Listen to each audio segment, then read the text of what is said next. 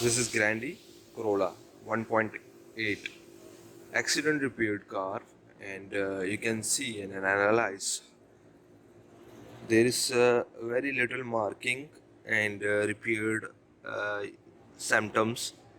While inspecting on that kind of areas or that kind of areas, you will analyze that this car has been accidented repaired.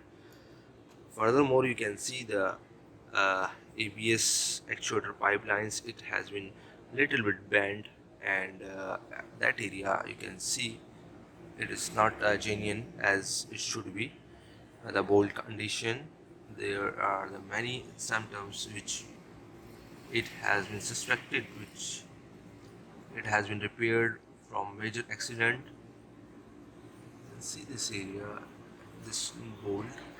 These bolts are not genuine. This is aftermarket bolts has been replaced. Okay. Furthermore, the radiator assembly is brand new, and the front fan also new. And while inspecting this kind of areas like that, this one, and furthermore that area also, you can see the bolt condition. Again, the bolts are non-genuine one.